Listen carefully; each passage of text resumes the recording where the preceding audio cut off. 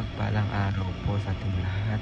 Ako si Godfrey Quezon and this is my devotion for today, May 29, and the topic po natin for today is kailangan ba tayo ng Diyos or independency?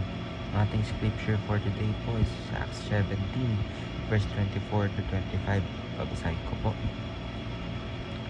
The God who made the world and everything in it is the Lord of heaven and earth, and does not live in temples built by human hands, and he is not served by human hands as if he needed anything. Rather, he himself gives everyone life and breath and everything else.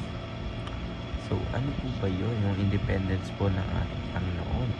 So, independence refers to the truth that God is self-sufficient and does not rely on anyone or anything for his existence, power, or glory. So, he is entirely independent of his creation and needs nothing from us to fulfill his purposes. Yet, despite his independence, God graciously invites us to partner with him in his work and bring him glory. Sabihin, this truth po should humble us, reminding us that we are utterly dependent on him for every breath, provision, and blessing. Ibig sabihin po, kung i-relate po natin ito sa scripture natin for today, is God is independent and self-sufficient. Sabihin po ang ating God, ating Panginoon, ang ating Creator mismo.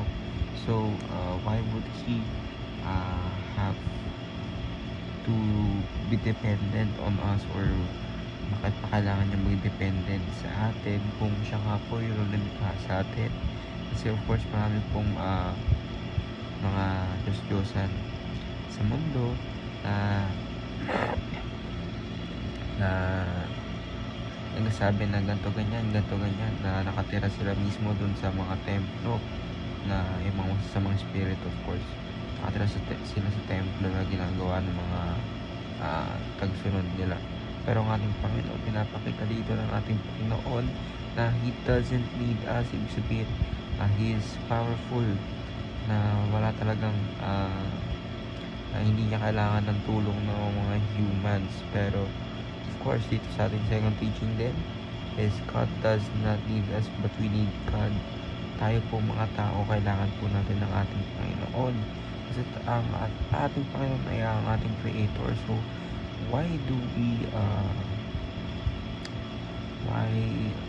bakit pa natin, or in Tagalog po is, bakit natin hindi sasabay ng ating Panginoon kung alam na po natin ng ating Panginoon ang nag-create sa atin, and our Lord does not need to have a cost in order for Him to exist. So ibig sabihin, walang lumikha sa ating Panginoon, ang ating Panginoon ang lumikha sa lahat. So diba, kasi yung rule of the universe is something must be created by something. So ibig sabihin, para po malikha tayo is kailangan may creator. Marami po nagsasabi na wala nung Diyos, pero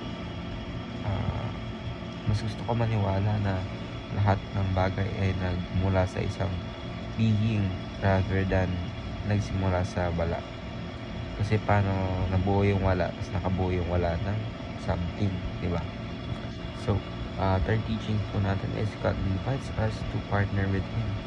Sabihin, in order for us to glorify the Lord, our Savior Jesus Christ, na nagsakripisyo ng kanyang buhay para sa atin, of course, we need to partner with Him in order for us to set the roads, or mag-build ng roads, mga dadaanan po ng future believers para po magkaroon po ng tulay patungo sa ating Panginoon Jesucristo sa pagbalik niya.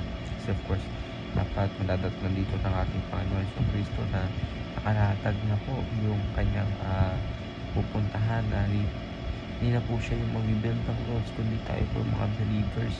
Kasi ayun po ang mission natin sa ating Panginoon Kristo bago niya po tayo iwan. So, ayun lang po, ako si Godfrey Quezon, and this is my devotion for today, May 29. Sana po ay marami kayo natutunan. Yan lang po, kay God bless.